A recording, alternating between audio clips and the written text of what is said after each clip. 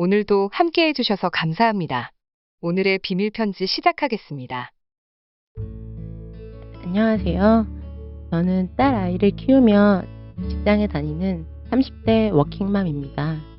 어느덧 나이는 40을 바라보고 있지만 아직도 마음만은 20대 같은 느낌이에요. 내가 이만큼 나이를 먹은 게 실감이 잘 안 될 때도 많고요. 처녀 총각 때는 누구나 다 연애에 대한 로망들이 있잖아요. 학생 때는 캠퍼스 커플에 대한 환상이 있었고, 직장 생활을 한 후에는 전 사내 커플을 해보고 싶었는데, 막상 회사 생활을 하면서 매일 얼굴 부딪히는 사람과 연애를 한다는 게 쉽지 않더라고요. 그러다 자리에 있는 듯 없는 듯 조용한 사람이 눈에 띄었는데, 그게 바로 남편이에요. 남편은 다른 사람들하고는 달리 꾸미지도 않고 소박한 모습에 일만 오직하게 하는 사람이었어요. 다른 동료들은 그걸 촌스럽다고 했지만 저는 순수하게 느껴졌어요. 그래서 제가 먼저 대시를 했는데 차였습니다. 저는 제가 마음에 안 드는 건지 물었죠. 그랬더니 남편의 대답은 간단했습니다. 자신한테 연애는 사치라는 것이었어요. 그때는 왜 그랬는지 모르겠는데 그런 남편의 모습이 더 믿음직하게 느껴졌다면 정말 눈에 콩깍지가 쓰여서 그랬겠죠.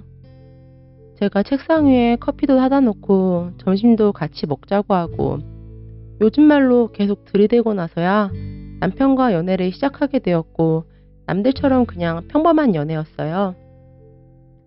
연애가 길어지며 서로 가정사에 대해서 이야기도 했는데 남편은 가정 형편은 안 좋지만 어려운 환경에서 열심히 공부해서 소위 말하는 개천에서 용난 케이스였죠. 남편은 연애를 하면서도 가족에 대한 애정을 많이 드러냈고 그때는 그게 나중에 가정을 꾸려도 나와 가정을 지켜줄 수 있을 것 같다는 그런 믿음직함으로 느껴졌어요.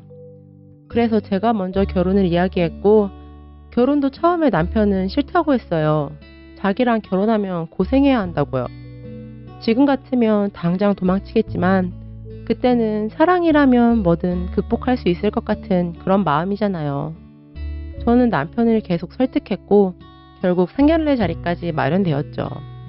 그날도 시어머니께서는 본인은 형편이 안 좋아서 해줄 수 있는 것들이 많이 없다면서 내세울 건 아들 하나뿐이라고. 상견례 마치고 집에 와서 저를 말리며 친정엄마가 하셨던 말씀이 아직도 잊혀지지가 않네요. 개천에서 용나면 용보다 개천이 더 유세 부린다던 친정엄마의 말씀. 그때 친정엄마께서 왜 그렇게 말리셨는지 이제는 알 것 같아요. 집 장만도 혼수도 모두 제가 모은 돈에 대출을 받아 시작했습니다. 그때는 그래도 둘 다 직장이 있으니 갚으면 되겠거니 생각했어요. 시댁이 어렵다고 해도 얼마나 어려운지 잘 몰랐고 형편이 어려우면 가족이니 서로 돕고 살면 된다고 생각했습니다. 근데 결혼하고 나서부터 하나씩 문제가 생겼습니다. 물론 결혼은 집안과 집안의 만남이라고는 하지만 저는 남편 한 사람과 결혼한 건데 무슨 1+1 행사도 아니고 신우의 어머니까지 1+3이 왔습니다. 결혼 전에 대충 이야기를 들어서 시댁 형편이 안 좋다는 건 알고 있었지만 그 정도인지는 몰랐습니다.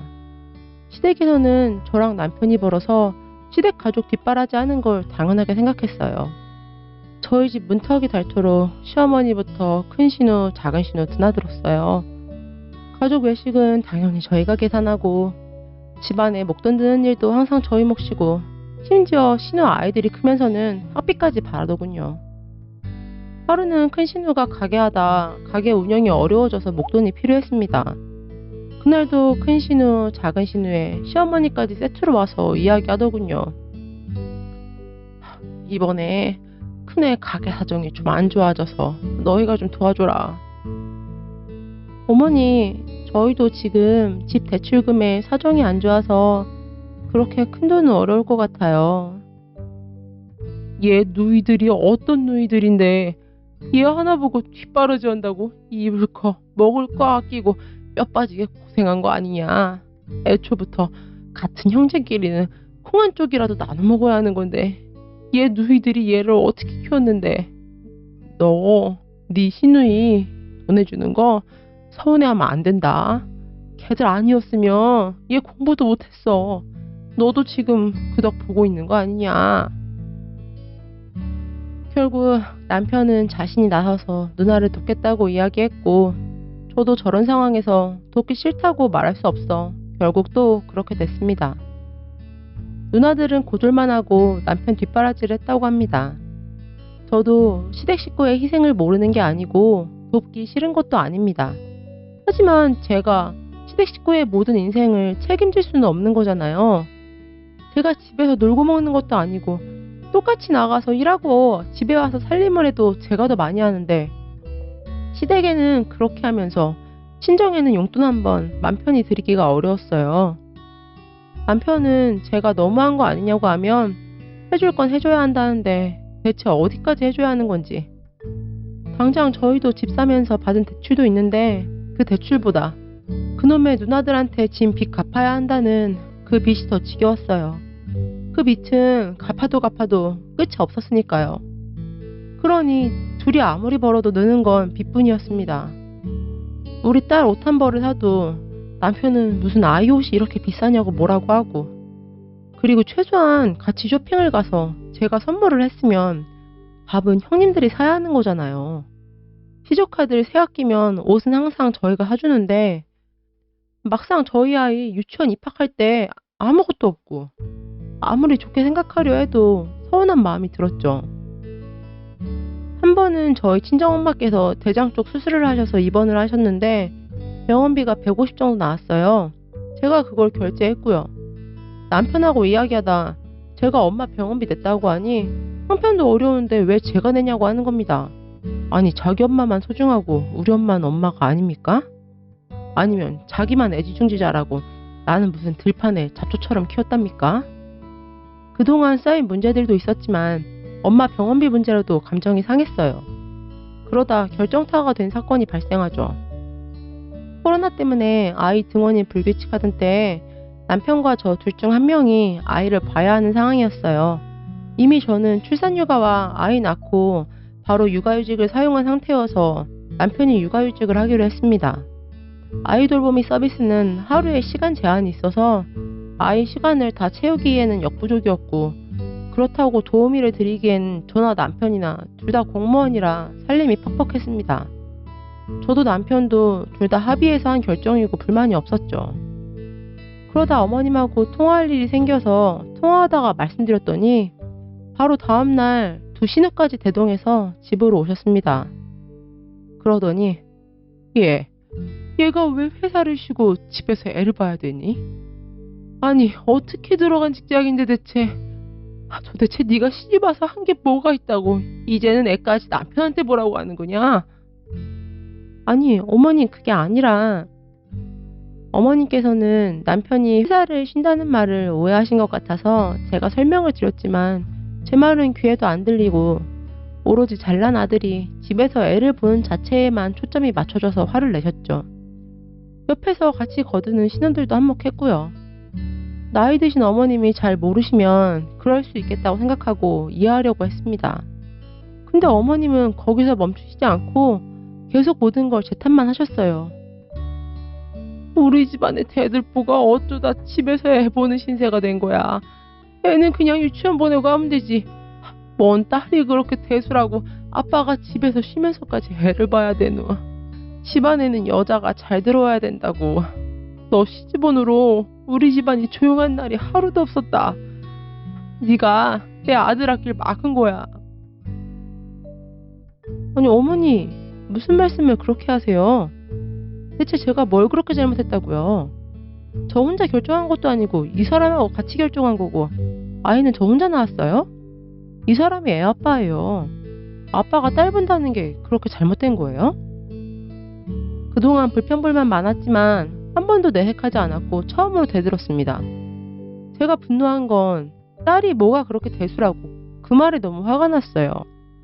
그 전부터 어머님은 티가 날 정도로 저희 딸을 차별하며 시댁 가서도 남편이 누워있는데 딸이 붙어있을라 치면 아빠 귀찮게 하지 말고 따로 가서 놀으라고 하고, 남편이 고기 반찬이라도 챙겨주면 너는 나중에 먹으라며 아빠부터 드시라고 하라고 시켰어요. 옛날 어른들 아들이 귀하게 생각하는 건 알지만 저한테도 딸은 하나고 귀합니다. 제가 어머니께 말대꾸를 하니 옆에 있던 큰 신우, 작은 신우 제 싸가지가 있네, 없네, 요즘 젊은 것들은 어쩌고 시작해서 진짜 별 같지도 않은 말들을 해댔습니다.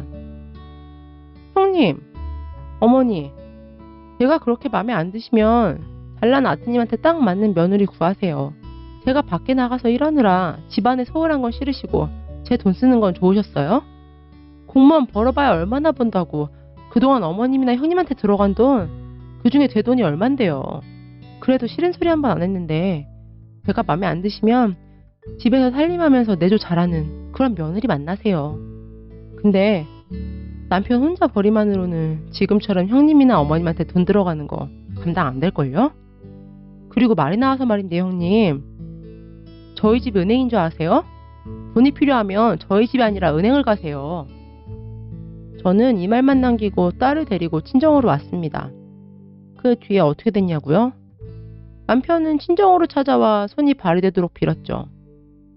저는 남편한테 앞으로 남들이 하는 것처럼 명절이나 집안 행사, 그 외에 큰일 있을 때만 시댁에 돈 쓴다는 약속을 받았고, 남편도 주의를 준 건지 시어머니나 형님도 제 앞에서는 돈 얘기를 조심스럽게 하십니다. 집안의 대들보로 자라서 집안의 희망으로 자랐다는 남편. 어떤 분이 그러시더라고요. 아들은 장가 가면 내 아들이 아니라 며느리 남편이라고. 제발 저희 시댁도 그런 생각으로 이제 그냥 저희 가족 잘 살게 해두셨으면 좋겠습니다. 그리고 남편도 정신 차려서 이제는 진짜 자기가 지켜야 될 가족이 누군지 알았으면 좋겠고요. 오늘의 편지 들어주셔서 감사합니다. 많은 댓글로 여러분의 의견을 남겨주세요.